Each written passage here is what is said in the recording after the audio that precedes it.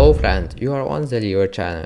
Do you want your comment to be shown in the next video? This character will appear in the video. Write in the comment the time when he appeared and then 10 lucky people will be selected and these comments will appear at the beginning of the next video. Hi! Well, the new 49th episode of Skibidi Toilets is out. Now we will fully analyze it and I will show you all the secrets that you didn't notice. And there are a lot of them, so watch the video until the end to not miss the most interesting. At the end, as always, we'll talk about theories, so you'll enjoy it for sure. The action of the new episode takes place on the same map as the last one.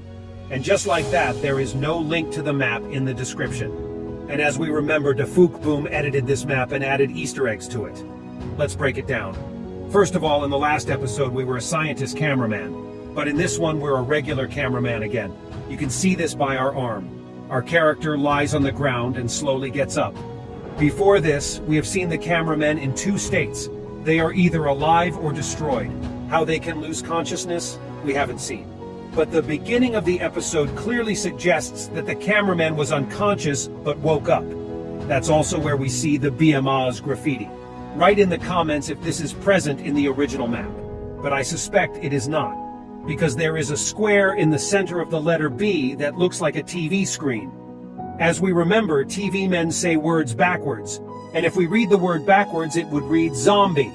This is exactly the effect that TV man screens have.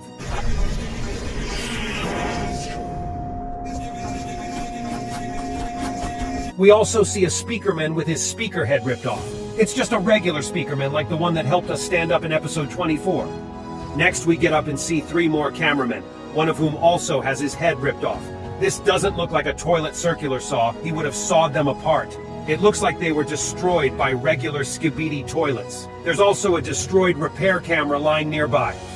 These are the ones that charged the cameraman Titan in episode 23. It certainly looks like the head of a large cameraman, but throughout episode 49 we don't see his body around. So it's the repair robot that was repairing Titan. By the way, at the end of the episode, we finally get close to the cameraman Titan. I'll tell you why, so watch the video to the end. And we continue on and see G-Man Toilet, but with a new upgrade. He's wearing fancy yellow glasses. Apparently he made conclusions after the battle with TV Man Titan, where he almost lost.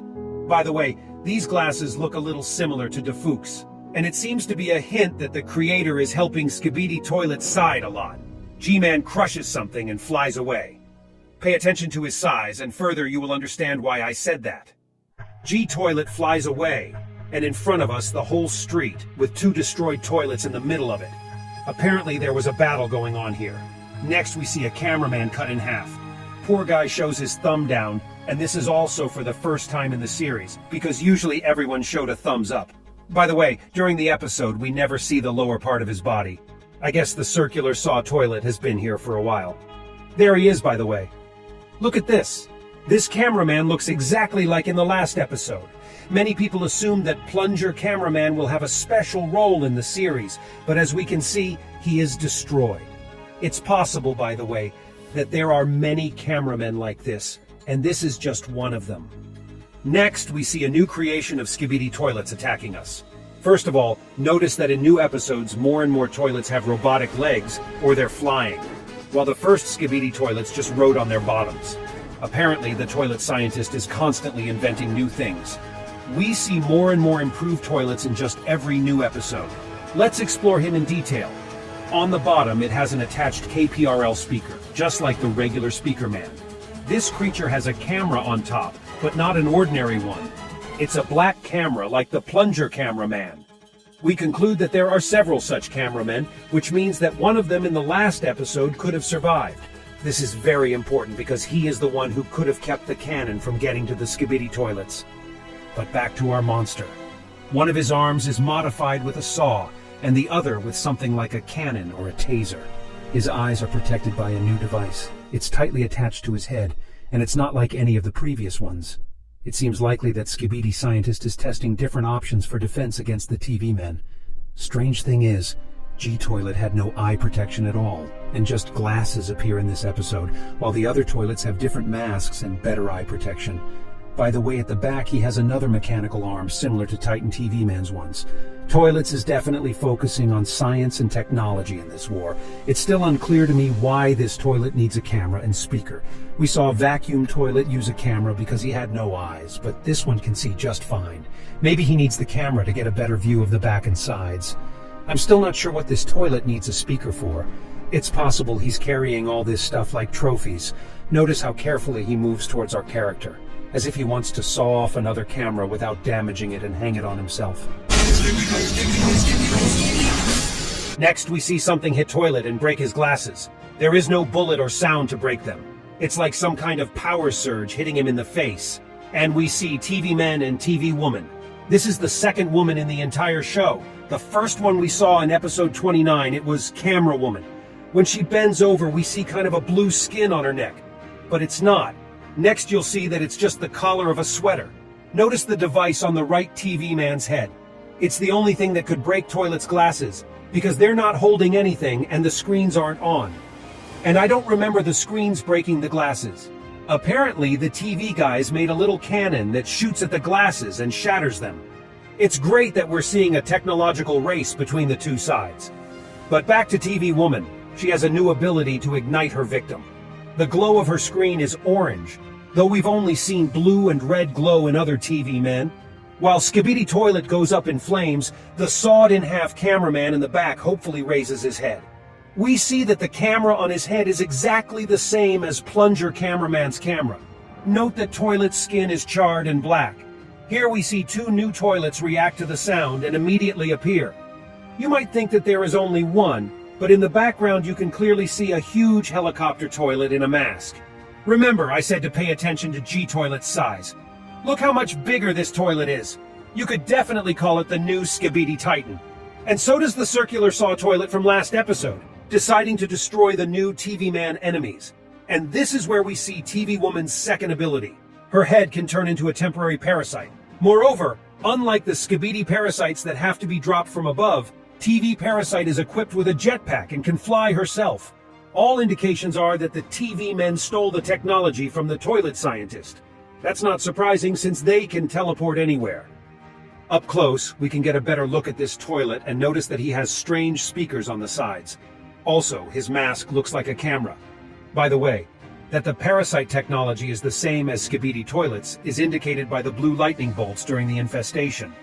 You can also notice that the toilet has two jet turbines at the back for flight, but one of them is intersected by a saw. I realize that all this is created in the game, but how does this saw spin if the turbine passes through it? In general, I can talk about the shape of the toilet too, but it's not so interesting. It's better to pay attention to what the author of the series left us. As we notice again, Saw Toilet flies straight towards the Skibidi Titan, and he jumps up and flips over from the explosion. It's hard to tell if it survived since it's huge and behind the houses, but the TV parasite definitely survived and calmly returned to its body. As I said, pay attention. This is not a skin of blue color, but only the collar of the sweater. By the way, it's not really clear what exploded in this area, because the toilet flew much farther away. And in the back we see and hear the appearance of new Skibidi toilets, including the Strider toilet from episode 47. Notice that the TV men have moved forward. You'll see why. By the way, there are 4 Skibidi toilets. There is one on the left, 2 in the center of the street, and Strider toilet in the background. And we see TV Woman's third ability to teleport someone with her.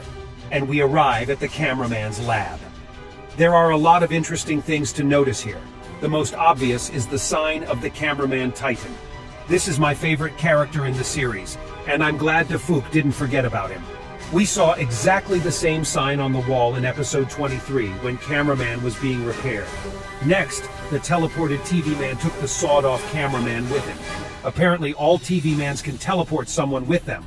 But then I don't understand why they abandoned the others in episode 43.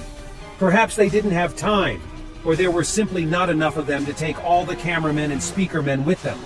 But I still rate it as a betrayal, and I don't feel good about the TV men. I think they can be expected to stab someone in the back. I'd be more careful with them. Although in this episode we see them helping the cameramen. That's the cameraman engineer, by the way. The exact same guys with welding machines were involved in Titan's repairs. Notice the colors of the suits on these cameramen. We know for sure that the white suit belongs to the scientists. And these two guys we may have also seen in episode 43. Anyway, it's just clothes. There could be a lot of them. Notice the texture of the ceiling. It's exactly like the wall texture in the hangar with Titan. That tells me he's somewhere in this area. I really hope to see him in the next episode. I also noticed that after the scientists pressed the button and something on the panel activated, the TV woman's teleportation started. Maybe they don't teleport on their own, but it's controlled from the lab. Then the scientists set the coordinates and teleported her to another location. By the way, Speakerman and Cameraman are exactly where they lay in relation to us in the last location.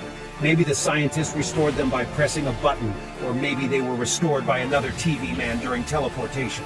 Either way, I just noticed the similarities. It's just my guess. Anyway, the sign saying that help is coming soon in the last episode was clearly telling us about Titan Cameraman. I assumed he was being remade into Speakerman, but the creator is clearly telling us that is not true. I'm sure he'll be much stronger than we've seen before. I have a feeling that Titan is right outside this game, even though it doesn't look like the one the toilets used to enter the lab. One more thing. Look at how the TV parasite flies sideways while the jetpack turbines look down. I don't know if that's new technology or just a movie mistake. And lastly, what does TV woman say? This time, even listening in reverse, it's hard to understand what she's saying. I did a little bit of audio processing and this is what I got. Personally, I still can't hear the first word for sure, but the second word is now. It could be leave now, but I can clearly hear the S sound. Leaves now or breathe now are my final choices. Either way, it doesn't really make much difference in understanding the plot, so I won't focus on it too much. Now the theories. First of all, the Computer Man theory is irrelevant. I don't think we'll see any new races until the Titan storyline is revealed. I'm also guessing we were shown a giant toilet for a reason. Even if this one was destroyed, there could be others like him, and I'm sure the TV parasite is prepared for G-Toilet. It will be fun to watch G-Man toilet fight on the side of the Cameraman, while the infected Titan Speakerman fights on the side of the Skibidi Toilets. Also, I'm pretty sure that this lab will repair the TV Man Titan, but maybe his head will be replaced with something else, maybe even a computer. Then he'll be the only member of his race. The TV parasite could also infect the giant Skibidi Titan and use it against G-Toilet. Another option is that the TV parasite is created to take control of the Speakerman Titan, so we'll see an epic battle between the two parasites for the right to control Titan. Well, that's all for now. Don't forget to subscribe to my channel to not miss the analysis of new videos. Also, write in the comments if you noticed something I couldn't. By the way, have you already gone to make art with the new TV woman?